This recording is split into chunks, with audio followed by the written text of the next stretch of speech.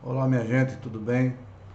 Bom, nós vamos trabalhar hoje a perspectiva da gestão, entendendo o funcionamento do mercado, entendendo como é que esse mercado se organiza, de que forma a formação dos preços se realiza nesse mercado, quais são os fatores que afetam o comportamento da demanda e quais são os fatores que afetam o comportamento da oferta. Isso é importante porque no nosso sistema econômico, para bem ou para mal, é o mercado que intermedia todas as nossas negociações, todas as realizações dos nossos planos e dos nossos projetos econômicos. Então, nós devemos ter o conhecimento da maneira do funcionamento desse mercado, sempre mantendo um senso crítico sobre o seu funcionamento, a sua forma de regulamentação, porque o mercado, ao contrário do que muitos pensam, não opera isolado, não opera sozinho. Há um conjunto de regras, de normas, de leis, das instituições que participam direto ou indiretamente dos processos de, de produção, dos processos de decisão, dos processos de organização, né, social. Então, o mercado sempre está ali com uma parte do Estado, né, tentando corrigir as suas falhas, tentando atender aquelas áreas onde ele se torna ineficiente. Então, não existe mercado no sistema econômico operando capitalista, né, a bem dizer isso, operando isoladamente. De forma que a gente vai ter aqui, né, uma noção básica sobre o funcionamento do mercado, mas nunca, né, para bater na tese de que o mercado por si só vai resolver a situação, né, dos conflitos, né, estabelecidos nas transações econômicas. De maneira nenhuma. Até porque nós vamos ver o capítulo Estrutura de Mercado e nós vamos ver que o modelo de concorrência que é delineado por essas estruturas não são modelos de equilíbrio onde possa favorecer a liberdade, né, econômica que a gente tanto às vezes deseja ver, deseja alcançar. Então vamos lá. A primeira coisa para a gente é lembrar que o mercado faz a intermediação de todas as nossas negociações. Não é? A gente tem o mercado agropecuário, nós temos o mercado agroindustrial, nós temos o mercado industrial, nós temos o mercado, né, de produtos diferenciados, né? Nós temos o mercado de trabalho quando a gente quer exercer a nossa profissão, exercer a nossa atividade. Então, né, em outra disciplina eu falei, o aluno até achou engraçado, nós podemos e devemos ter um senso crítico sobre ele, mas dele a gente não consegue fugir. Porque no sistema que a gente tem, não existe ainda outro, nós podemos até sonhar com outro modelo, né, de organização econômica e social, mas o que a gente tem é esse que a gente tem que dominar e conhecer para que a gente possa se posicionar da melhor maneira possível, inclusive na realização dos nossos negócios, inclusive na realização do negócio rural. Então está aí uma figura mostrando, né, uma diversidade, né, de formatos que o mercado, de alguma maneira, sinaliza para que a gente possa é, concretizar a atividade econômica, possa comercializar o nosso produto, possa entregar ao consumidor o produto final. Então nós temos um mercado tradicional, nós temos um mercado onde o processamento do produto já pode ser, né, já pode ser diferenciado, né, no próprio negócio rural. Nós temos aqui encontros, né, de agricultores para discutir as questões ligadas ao mercado, ligadas às políticas públicas que podem ajudar o agricultor, né, a melhor se posicionar nesse mercado. Nós temos aqui encontro, nessa figura aqui é encontro de pessoas que trabalham com a alimentação, né? E elas têm organizações, têm encontros, têm debates, têm pesquisas sobre o comportamento do consumidor. Aqui nós temos uma exposição, né, agroindustrial, onde, né, um modelo de feira, um modelo de negócio é apresentado. De forma que a gente está aí, de todos os lados, né, olhando e se deparando com o mercado para que o negócio possa, né, permanecer ao longo do tempo. Então, nada mais justo do que a gente discutir essas questões. Então, no nosso caso, né, o primeiro momento conceitual, não é? Aqui ainda tem vou melhorar aqui a apresentação, aqui a posição, para que todo mundo possa acompanhar. Não é? Então, aqui nós temos mercados, né, que a gente considera alternativos, né? Veja bem, as próprias políticas governamentais para melhor prover, né, as condições de produção para a agricultura familiar se tornou um mercado institucional. Né? Então, os programas do governo, né, que estão voltados para apoiar a agricultura familiar se tornou um mercado, né, onde o produtor deve estar inserido para ter melhores resultados. Nós temos produtos agroecológicos com mercados, né, diferenciados no seu processo produtivo. Nós temos produtos com especificidades locais, étnicas. Nós temos produtos ou mercados, né, combinando o alimento tradicional, a comida regional, com o turismo rural ou com o turismo regional. Nós temos as agroindústrias familiares, que também, né, fomentam um tipo de mercado diferenciado para o seu produto, à medida que processa ou beneficia esse produto.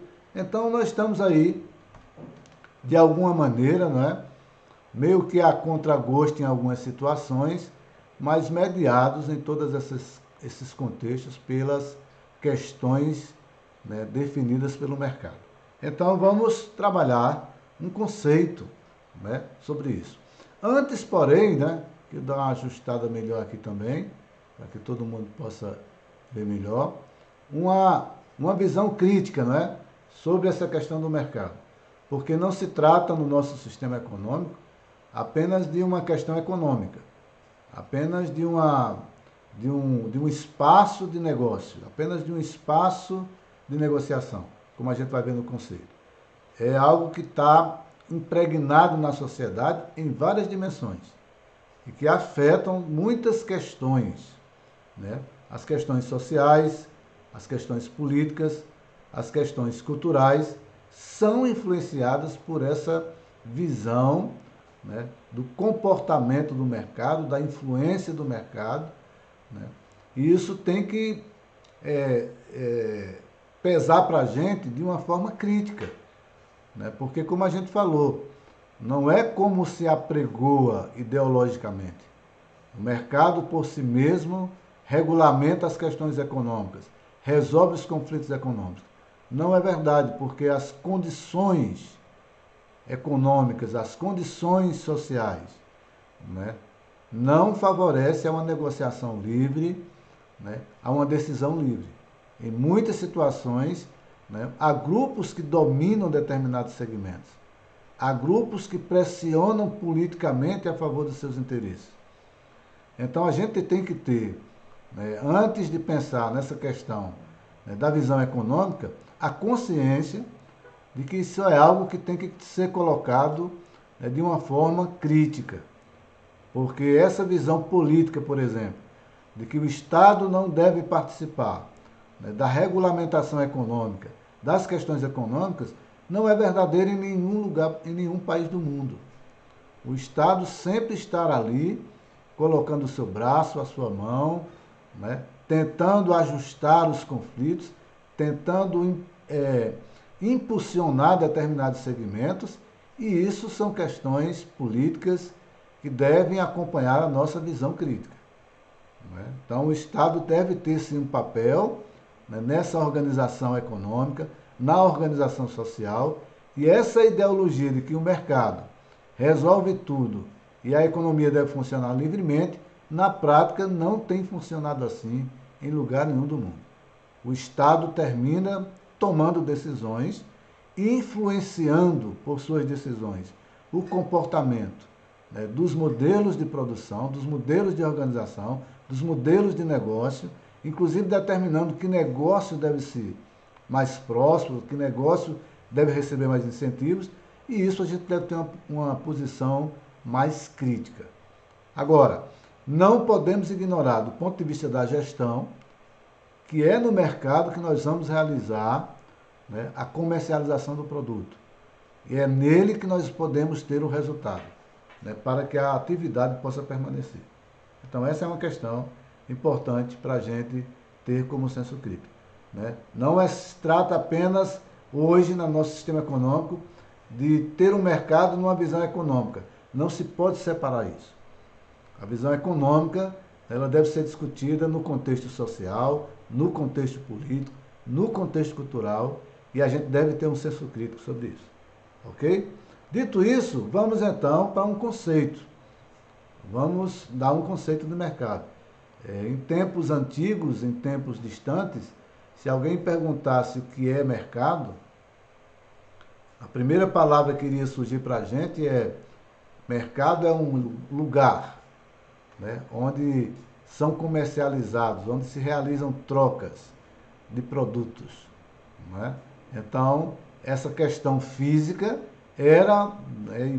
prevaleceu durante muito tempo como ponto central do conceito. Hoje, né, no modelo que a gente tem, com a tecnologia que a gente tem, com os formatos de negócio e de comercialização que a gente tem, então o mercado é um espaço de negociação. O conceito antigo de compra e venda, a gente pode simplesmente substituir por comportamento da oferta e comportamento da demanda. Então, na verdade, o mercado é para a gente um espaço de negociação, por conceito, onde oferta e demanda determinam ou modificam preços. Só que nós devemos lembrar que essa determinação e essa modificação de preços, ela está sempre monitorada, fiscalizada, orientada por regras, por leis, por políticas estabelecidas no ambiente institucional, tá certo? Então, não tem como o mercado operar sozinho nesse contexto da gente. O Estado tem um papel de regulamentar, de coordenar, de fiscalizar, de orientar, de interferir muitas vezes nessas questões. Então, vamos considerar o conceito, é um espaço de negociação onde oferta e demanda determinam ou modificam o comportamento dos preços num ambiente institucional determinado. Não é? Então, pode mudar um pouco de região, pode mudar um pouco de país, mas o Estado ainda tem um papel que interage nessa questão do mercado. Ok? Então vamos ficar com esse conceito. Né? Se alguém perguntar, está estudando gestão? Tá. O que vocês estão estudando? Nós estamos estudando agora o mercado, né? Alguns elementos do comportamento do mercado. E o que é mercado? Então o mercado é um espaço de negociação onde oferta e demanda determinam ou modificam os preços. Muito bem, vamos pensar no comportamento do consumidor. Né? Vamos ser mais diretivo, objetivo. Deixa eu aqui eliminar um pouquinho a minha presença aqui nesse slide, modificar a posição, né? Para que todo mundo possa ver. Então vamos lá, vamos pensar no mercado. Então imediatamente uma figura importante, né? Um elemento importante, melhor dizendo, é o comportamento do consumidor. Como é que é feito o estudo do comportamento do consumidor? A partir do comportamento da demanda. Né? Demanda e consumo são conceitos equivalentes. Então, o estudo da demanda, ele orienta, ele determina, ele analisa o comportamento do consumidor. Da demanda, o que a gente pode, né, nesse contexto da gente de estudo, entender basicamente, prioritariamente. Primeiro, que a forma que a economia, né, conseguiu explicar melhor o comportamento da demanda, vem do elemento preço, como sendo o elemento determinante mais importante. Até porque é pelo preço do produto também que a empresa vai ver o comportamento do seu faturamento e da sua receita depois de um certo período de tempo. Então, na economia existe a clareza no estudo econômico de que várias variáveis afetam o comportamento da demanda. A gente vai ver alguns fatores aqui daqui a pouco. Mas vamos escolher o fator preço, não é? Porque ele permite, né, através da simplificação, o comportamento do consumidor, né, num aspecto muito importante da sua vida particular, do conjunto da sociedade, que é a renda que é gerada na atividade econômica. Então vamos lá. Em relação aos preços, o que a gente pode dizer? Toda vez que o preço aumenta no mercado, a quantidade consumida diminui. Essa é uma regra que pode ser observada em qualquer modelo de mercado, em qualquer tipo de mercado. Tá certo? Se o preço aumenta, o comportamento do consumidor é de resistência, seja por uma questão crítica, seja por uma questão da sua própria renda. A renda não permite esse consumo, né, ser mantido a qualquer preço no sistema econômico da gente. Então, essa é uma regra. Em relação ao preço, a quantidade consumida, né, é função dos preços. E quanto maior o preço do produto, menor será a quantidade consumida. Ou o inverso, quanto menor o preço, maior a quantidade de consumo. Nesse sentido, o que é que dá para perceber? Nós temos duas variáveis, quantidade e preço, e elas têm uma relação, que a gente diz, ser inversamente proporcional. Se o preço aumenta, a quantidade demandada diminui. Então, nesse sentido, da demanda, a gente já pode escrever isso. O que é a demanda? A demanda é a quantidade de bens, de produtos ou serviços que o consumidor está disposto a adquirir no mercado, né? Então, qualquer produto, qualquer serviço que eu dimensionar essa quantidade de consumo, eu chamo de demanda. Existe a demanda por energia, a demanda por água, a demanda por produto agrícola, né? A demanda por produtos específicos, né? Da banana, né? Do morango, né? Da jabuticaba. Então, tem produtos específicos, então tem consumo, tem uma demanda para aquele produto. O que significa a demanda? A quantidade que é consumida daquele produto.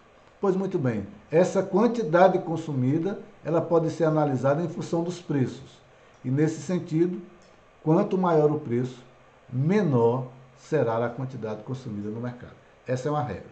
A demanda também é importante porque, como eu falei, ela aponta para o comportamento da receita.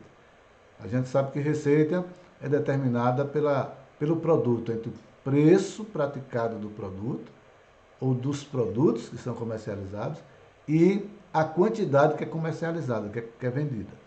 Então, quando você faz o somatório dos produtos comercializados, né, o somatório do produto, né, preço e quantidade, então a demanda está ali estabelecida e a receita também está apontada. Ok? Então, esses são os aspectos, né, básicos para a gente entender o comportamento do consumidor. Outros aspectos, né, estão ligados. Deixa eu melhorar aqui também a posição, né, para todo mundo poder ter acesso. Vou ter uma visão melhor. O mouse não está ajudando, mas aqui vai ser possível. Acho que aqui está bom. Então, o comportamento do consumidor não é afetado apenas pelo preço, é óbvio, né? Então, que outros fatores devem ser estudados para a gente entender melhor o comportamento do consumidor? Então, aqui estão 3 fatores que podem ser pesquisados, que podem ser dimensionados. Nós temos a renda, né? O poder aquisitivo do consumidor é importante. Quanto maior o poder aquisitivo, maior o potencial de consumo.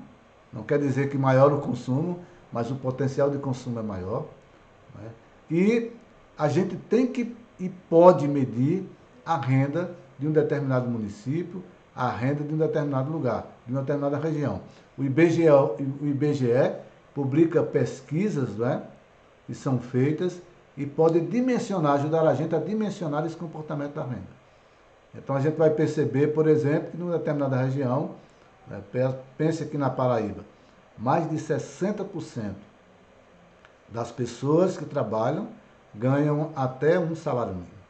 Isso é uma coisa surpreendente. Então a gente tem que dimensionar que o poder aquisitivo, né, daquela região, daquele município, está associado à renda que é gerada e a forma como essa renda é distribuída implica numa relação de consumo diferenciada. O preço do concorrente ou o preço do produto afeta essa decisão também, né? Não somente o preço do produto que eu estou vendendo, mas o preço do produto substituto, do produto que é vendido pelo outro produtor ou pela outra empresa. Então, a renda tem a ver com a questão do preço que é praticado do produto e com o consumo que é, né, potencializado por esse poder aquisitivo. Outra coisa que interfere, a preferência do consumidor. O consumidor, ele pode ser segmentado por faixa etária, estudado, né, por faixa etária, né, por preferência no sentido da qualidade do produto, né? O idoso tem uma preferência, o jovem tem outra preferência, né? Então, o comerciante que tem um negócio de alimentos, né, para ser vendido, né, tem uma preferência. O produtor, o consumidor do produto agrícola para processamento e beneficiamento tem outra preferência também pelo produto. Então, essas questões devem ser analisadas quando a gente estuda o comportamento do mercado. Para quem eu vou vender o meu produto? Qual é o consumidor que eu quero atingir? E aí entram essas variáveis para ser estudadas. Outra coisa importante no comportamento do consumidor, e a gente às vezes não tem essa dimensão, é o tamanho do mercado, é a dimensão do mercado.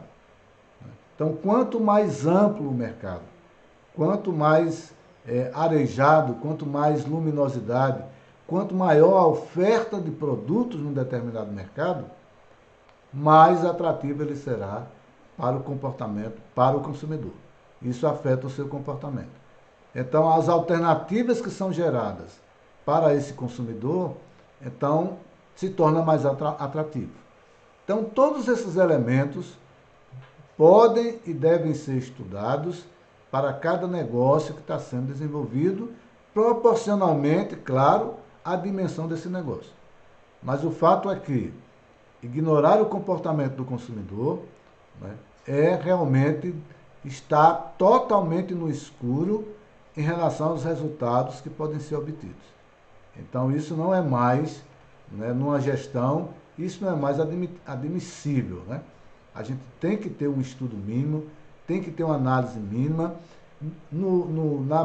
Na pior das hipóteses, a gente tem que acompanhar o consumidor que está ligado, né, ao nosso produto. Nós temos que, né, ter dados sobre ele, ter uma orientação melhor sobre as suas decisões. E todas as informações que a gente puder vai melhorar as nossas estratégias de negócio. Essa é a ideia. Então, ninguém pode hoje produzir apenas porque tem as condições estruturais. Eu tenho terra, eu tenho água, eu tenho energia, então eu vou começar aqui uma produção. Não é mais assim. Faz muito tempo. O mercado consumidor deve ser analisado primeiro, para que depois você possa decidir, enfim, pela atividade produtiva. É o consumidor que dá a resposta, né, ao negócio que você estabeleceu, ao negócio que você está realizando, inclusive o negócio rural, né? Não se pode mais desvincular essa questão. Então está aí alguma ideia sobre o comportamento do consumidor do ponto de vista das suas influências. Nesse momento aqui, nós queremos trazer um enfoque mais objetivo da demanda. Como é que a gente pode analisar a demanda comportamento do consumidor, né? E que informação pode ser gerada a partir disso. Veja bem, nós temos aqui, né, um sistema de preços. Aqui é um sistema básico, né, que eu inventei agora, para que a gente pudesse ter essa exposição. E aqui a gente pode medir o comportamento do consumidor de forma mais objetiva. É claro que no mercado, essa perspectiva de preço e de quantidade, ela se dá no volume de negociação que é gerado, mas eu posso pensar na unidade de negócio. Eu posso, por exemplo, no meu negócio, durante 1 ano, durante 2 anos, durante 3 anos, medir o comportamento do preço e a quantidade consumida daquele produto. E de repente eu posso já ter, ao longo de um determinado tempo de pesquisa, de anotação, eu posso conseguir a informação, né, do comportamento do consumidor de tal produto através dessa relação de preço e consumo. Tá certo? Então, eu aproveito esse capítulo, não é nem mesmo para defender, né, o estudo minucioso dessa questão, mas é para colocar a matemática. É para a gente revisar um pouco a matemática. Para que na gestão a gente comece a ganhar a visão que as nossas decisões, né, têm que estar baseadas em dados. Quanto mais dados a gente tiver organizado, mais informação podem ser geradas para a tomada de decisão. Então aqui eu aproveito para a gente revisar a matemática básica, né, para a gente trazer uma ideia de previsão, né, a partir dos dados. A demanda pode ser prevista, né? Se um determinado preço, né, aumentar ou diminuir, eu posso prever, com o estudo da demanda, o comportamento do consumidor e, consequentemente, o comportamento da receita. Então, pensando nisso, é que a gente vai, né, estabelecer essa representação da demanda. Veja que aqui tem o preço.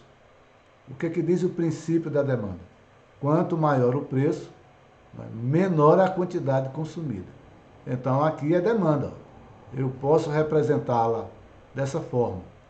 Eu tenho um preço de R$10 e tenho um consumo, a quantidade vendida de 1.000 unidades. Quando o preço aumentou para 20, o consumo caiu para 500 unidades. E quando o preço aumentou para 30, o consumo caiu ainda mais para 250 unidades. Então aqui eu estou mostrando que o sistema de preço está confirmando que, na medida que o preço aumenta, a quantidade demandada diminui. Essa relação, como a gente já disse, ela é inversamente proporcional. Quando o preço aumenta, a quantidade diminui. Então eu posso representá-la graficamente. É outra medida da demanda que eu posso reconhecer, né? Então aqui está o gráfico, né? Quando o preço for 10, né, qual vai ser a quantidade consumida? Então tá por aqui, ó, né, 1.000 unidades. Quando o preço for 20, está aqui, né, na faixa, né, intermediária, aqui não está dando para ver, né, mais 500 aqui no meio. E quando o preço for 30, essa quantidade que está aqui, ó, é 250. Então, eu estou mostrando a demanda agora graficamente. Isso é importante porque se você faz um concurso, né, e tem lá uma questão sobre comportamento de preço, sobre comportamento da demanda no mercado, essa representação pode vir através de um gráfico. Essa representação pode vir através de uma tabela, onde eu tenho preço e quantidade relacionados inversamente, eu tenho a demanda. Onde eu tenho um gráfico, onde a curva, né, a reta está representada dessa forma, eu tenho também a demanda. Então a primeira coisa a fazer é, tem preço, tem quantidade consumida? Tem, ótimo. Essa relação preço e quantidade é inversamente proporcional, então eu tenho demanda. Então aqui está, né, uma visão da demanda puramente através da matemática. E ainda tem uma equação.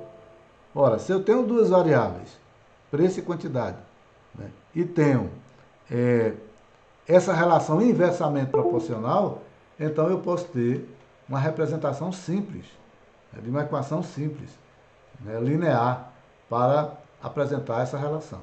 E é isso que a gente vai, né, tentar mostrar a vocês. Veja só aqui uma pesquisa que foi feita, né, na Universidade, né, de Piracicaba, uma universidade muito tradicional, usando as redes sociais, né, pelo menos o Twitter, né, para dimensionar o comportamento do consumidor. Então é interessante porque nós estamos falando de horta e frutos granjeiros, e essa pesquisa, né, recente aí, 2020, né, foi publicada pela revista, né, da universidade, e eu queria destacar aqui, né, simplesmente analisando, né, os comentários que são gerados, né, na rede social, ele conseguiu medir qual é a fruta, né, que tem mais, né, influência nesse comportamento ou nesse diálogo. Né? Então está aqui, ó, a laranja, né, a uva, a maçã, a banana, e nós temos aqui as hortaliças, a couve, né, a batata. Então temos aqui os elementos que identificam, né, pela pesquisa na rede social, o comportamento do consumidor em relação a frutas e hortaliças. E quando a gente pensa quais são as tendências, né, nessa pesquisa, né, quando a gente pensa não, nessa pesquisa, quando foi pensado, as tendências que são mais comentadas, né, nessas redes, então o preço aparece aqui como o terceiro item. Né? Aqui tem a culinária como item primeiro, né? Outra questão aqui é o preço, está em terceiro, né? Num terceiro momento aqui.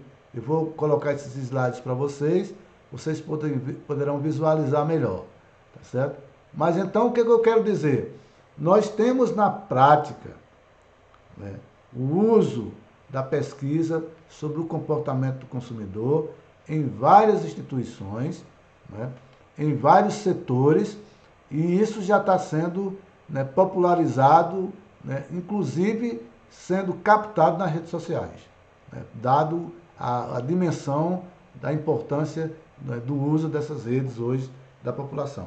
Então nós podemos pensar comportamento do consumidor, analisar o comportamento do consumidor numa determinada região, né, por essas, né, questões que são tratadas nessas redes. E aqui está uma pesquisa para mostrar isso, tá bom? Então é só para dizer, de fato há uma preocupação no comportamento do consumidor e isso deve servir como base para nossas decisões na empresa rural, no negócio rural que a gente está administrando ou que a gente está realizando, ok? Bom, dito isso, aqui está então, né, aquilo que eu falei, 3 formas de representação da demanda, né? Deixa eu melhorar aqui o posicionamento, tá certo? Nós temos aqui a relação dada através de uma tabela, onde preço e quantidade estão colocados, né, numa relação inversamente proporcional. Então aqui eu tenho demanda. Eu tenho um gráfico, olha, se eu tenho dados, eu posso gerar um gráfico. E é simples, né? O preço estará aqui, ó, no eixo Y, a quantidade estará aqui no eixo X. Então o que eu posso dizer? Somente colocar os pares organizados, né? Os pares ordenados. Então quando o preço for 10, né, tá aqui, ó, o consumo é 1.000. Quando o preço for 20, o consumo é 500. Quando o preço for 30, o consumo cai para 250. Essa relação e esse modelo de gráfico representa a relação inversamente proporcional que diz respeito, nesse caso, ao comportamento da demanda. E por fim nós temos aqui a terceira forma, né? A demanda, onde quantidade é função de preços. Então eu tenho 2 variáveis, né? A quantidade demandada sendo determinada pelo preço. E eu tenho esses elementos aqui, né, que a gente chama de coeficientes. O coeficiente A e o coeficiente B. Eles são os coeficientes lineares, coeficiente A, e o coeficiente angular dessa representação aqui gráfica. Ora, já pensou se eu determinar o coeficiente A? Já pensou se ele tiver um valor, por exemplo, de 100, A igual a 100, e B igual a 2, Então eu tenho uma equação definida. Quantidade vai ser igual a 100 menos 2 vezes o preço. E eu posso brincar de substituir. Quando o preço for 5, né, 2 vezes 5, 10, 100 menos 10, 90. Quando o preço for 5, a quantidade consumida vai ser 90. Quando o preço for 10, se eu tiver a mesma equação, 100 menos 2P, 2 vezes 10, 20, né? 100 menos 20, 80. Se o preço aumentar para 10, eu tenho essa relação. Então, esses coeficientes podem ser determinados. Pode gerar uma equação de previsão de demanda. E é disso que a gente vai falar depois, não é? Só para que a gente possa retomar essa visão da importância da matemática na gestão da empresa. Então a gente vai resgatar esses conceitos, né, para que a gente possa trabalhar e possa ter a consciência de que os dados são importantes, porque podem gerar informações, né, para que a tomada de decisão seja tomada, para que o negócio possa ser conhecido, para que as estratégias possam ser modificadas a fim do bom andamento do negócio. Ok? Então era isso que eu queria compartilhar com vocês nesse capítulo, né? No próximo capítulo eu vou falar sobre o comportamento da oferta, para que todo mundo então depois possa unir essas duas informações, né? Se o mercado é influenciado pelo comportamento da demanda e pelo comportamento da oferta, então eu preciso então entender esse mecanismo de preço. Será que ele funciona integralmente, né, nessa condição, né, definida na teoria econômica, né, onde a oferta e demanda determinam preço? E a gente vai concluir que isso é verdadeiro em algumas situações, mas que na economia real, né, nós temos, né, outros coordenadores dessas negociações, não somente os preços. É disso que a gente vai falar na próxima aula. Um abraço para todos. Vocês podem revisar esse material, né? Vocês podem consultar o material de apoio que eu enviei em PDF para fazer uma leitura. Eu espero que disso tudo amplie-se a visão da importância de se estudar o mercado e o comportamento do consumidor. Abraço para todos.